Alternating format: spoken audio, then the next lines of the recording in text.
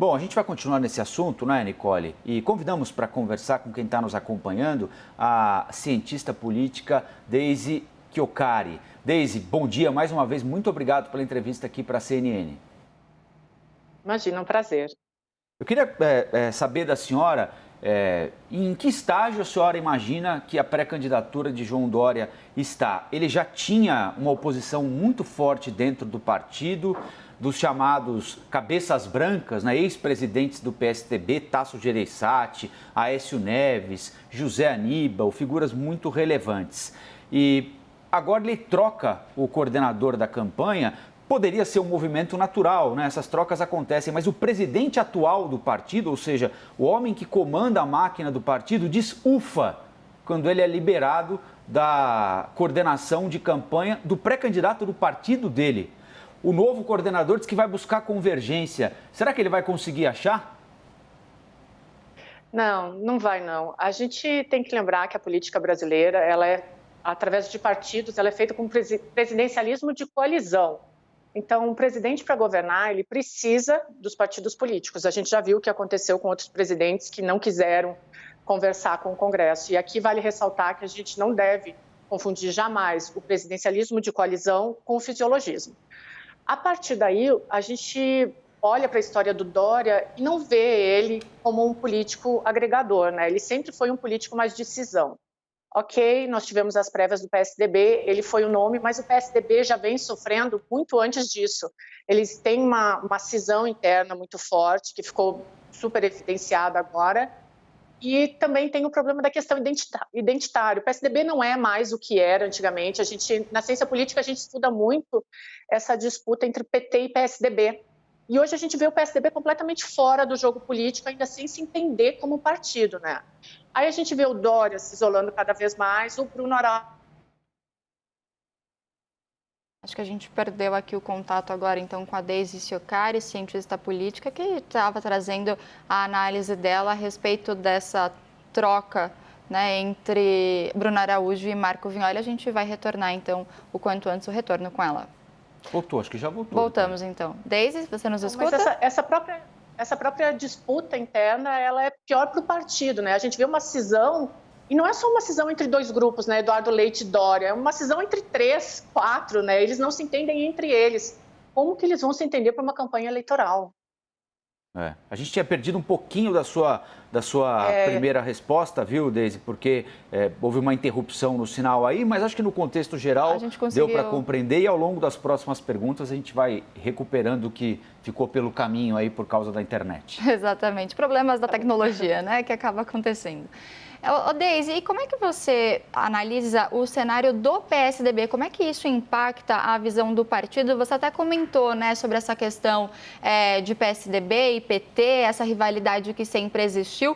Hoje, você acredita que essa rivalidade ela é muito mais pessoal? Por exemplo, a gente está vendo agora a figura do ex-presidente Lula com Jair Bolsonaro, até tendo em vista que ele, por exemplo, antes pertencia ao PSL no início do mandato, se elegeu no primeiro mandato como PSL, agora está no PL, ficou até um tempo aí sem nenhum partido.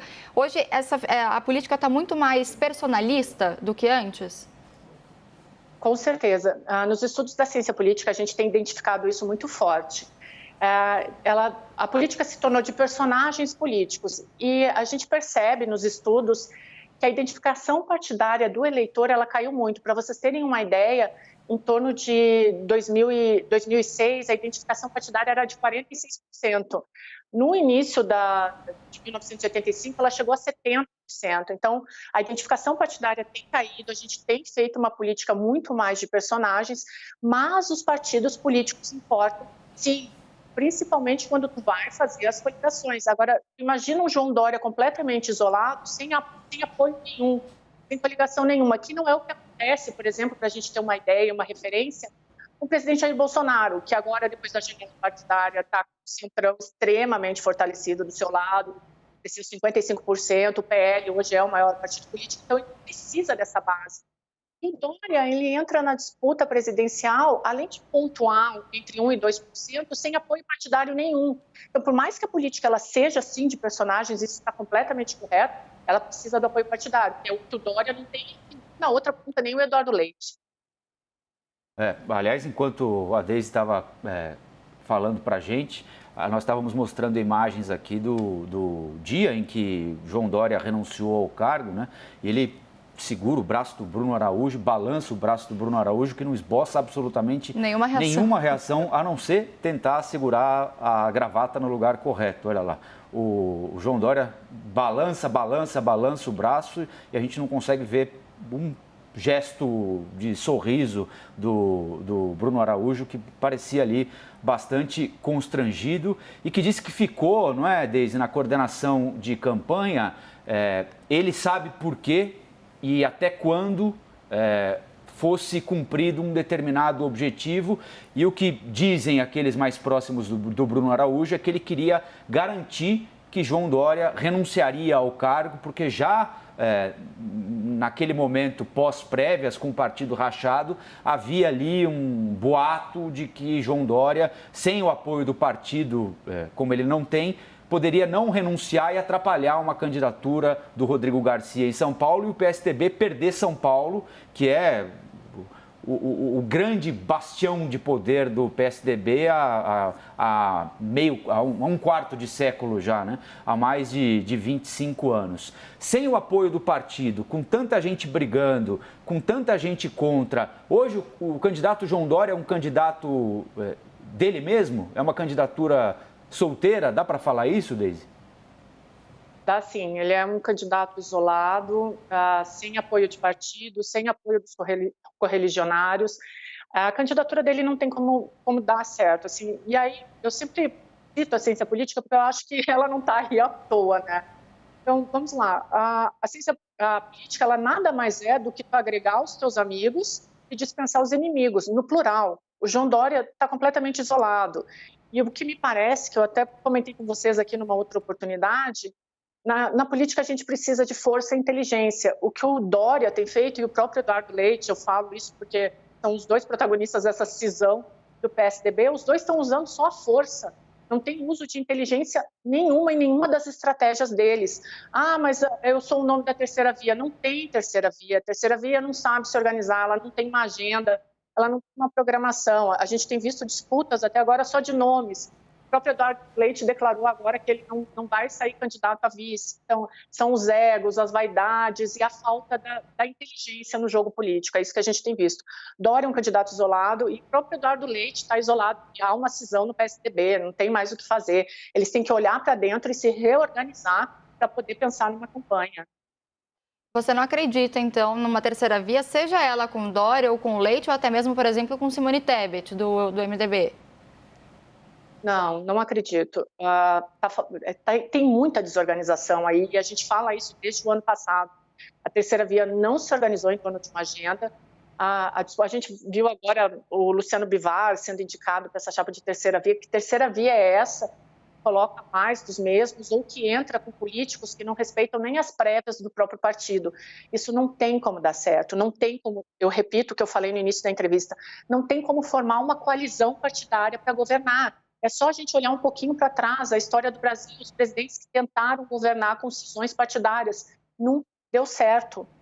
A história é cíclica, isso vai voltar. Então, não tem a menor condição de uma terceira via hoje, com essa desorganização, com essa divisão, isso não acontece. Deise, dentro dessa desestabilização, esse processo de desmantelamento do PSDB, que não vem de hoje, né, já vem de algum tempo, uma figura histórica deixou o partido, o fundador e ex-governador de São Paulo por 3 mandatos e meio, Geraldo Alckmin, e hoje ele é vice do ex-presidente Lula, candidato a vice do ex-presidente Lula. Essa semana, num encontro com centrais sindicais, ele fez um discurso muito contraditório na forma, não é? Falando alto, gritando, que não é o estilo de Geraldo Alckmin, nem mesmo no palanque durante campanha eleitoral. e contraditório também do ponto de vista do conteúdo, né? E essa comparação vai ser feita ao longo dos próximos meses aos cântaros, né? Ele, que foi um dos grandes críticos do PT e do ex-presidente Lula até pouco tempo, chamou o ex-presidente Lula aos berros de maior líder popular da história do país. É claro que ele estava num ambiente ali em que ele tem de ser aceito, né? Ele, Geraldo Alckmin, que é um ambiente sindical, onde o ex-presidente Lula surfa com absoluta tranquilidade, então natural que ele queira acenar ali para começar a ser aceito por aquele grupo, né?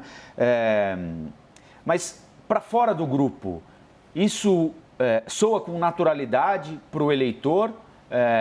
Pode soar como uma forçação de barra? Como é que você vê esse processo de começo de junção de duas histórias tão diferentes, hein, Deise? Bom, além de dar muita munição para o candidato que concorre à reeleição, o presidente Jair Bolsonaro, né, pelos discursos que são infinitos, eu nem preciso relembrar aqui. No marketing político, a gente tem uma noção, marketing e psicologia, que eu acho ela muito interessante.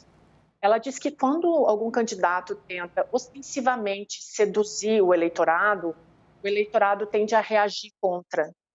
Por que eu estou falando isso? Porque o que o Alckmin fez essa semana foi isso.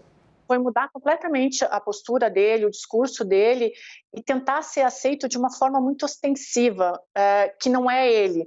Então, não é um político que surge agora, é um político que todos nós já conhecemos, então isso causa até uma certa reação contrária, porque ele tenta, de forma alguma é o Alckmin que a gente conhece, ele tenta seduzir ostensivamente o eleitorado percebe essa forçação de barra e reage contra. Então, num primeiro momento, essa chapa, eu reitero, ela tem muitos problemas internos para resolver. Eu nem vou mencionar aqui no slogan, que não tem sido bem aceito, aos próprios discursos do ex-presidente Lula, que estão soando raivosos demais, né? Aquele Lula de antigamente tem voltado com mais força, e essa forçação de barra do ex-governador Geraldo Alckmin. Então, tem muito problema interno ainda antes de se expor dessa forma como eles se expuseram essa semana.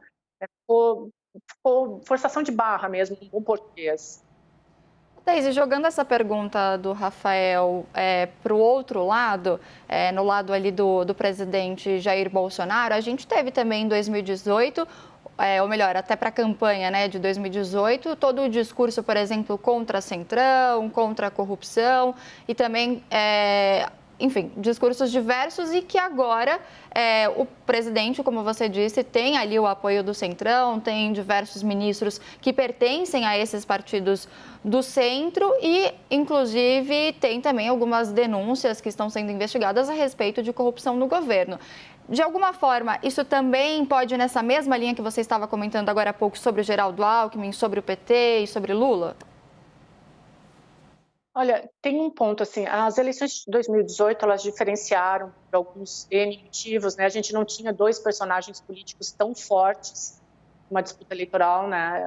O presidente Jair Bolsonaro era novo na política, no sentido de que ainda não tinha sido tão exposto. O que a gente deve ver esse ano são dois personagens políticos muito fortes que querem retomar o poder, né, no caso do presidente Jair Bolsonaro permanecer com o controle do Estado, mas o apoio do Centrão nesse momento para Jair Bolsonaro, que já sofreu todo o desgaste de uma presidência, como o ex-presidente Lula, que, enfim, foi preso, mas nesse momento acho que um fator decisório entre essas duas campanhas, Lula e Bolsonaro, é justamente o apoio do Centrão, que o presidente Jair Bolsonaro tanto rechaçou no passado, hoje pode ser o grande diferencial dele, pela força do Centrão, pela força do próprio PL, que é o partido de Jair Bolsonaro. A gente estava falando aqui que a política é personalista, mas a gente depende, sim, dos partidos políticos, e nisso o presidente Jair Bolsonaro sai muito na frente, porque o PL está extremamente fortalecido. E o ex-presidente Lula não tem ainda esse apoio, está tentando formar suas coalizões. Então, deve ser uma campanha que o Centrão pode, sim, continuar nesse ritmo, ser decisivo. O presidente Lula, partidariamente, nas coligações, ele está isolado. Então, o presidente Jair Bolsonaro já sai na frente numa disputa eleitoral, pelo próprio apoio de partidos que ele tem. Isso nos estados vai refletir muito forte. Bom, nós conversamos aqui na CNN com a cientista política Deise Chiocari. Agora eu pronunciei corretamente seu sobrenome, porque no começo eu errei, né, Deise? É Chiocari. Chiocari, Deise Chiocari. Muito obrigado, Deise. Sempre muito bom conversar com você aqui na programação da CNN Brasil e que a próxima seja em breve. Obrigada, bom trabalho para vocês, um prazer. Obrigado, bom dia.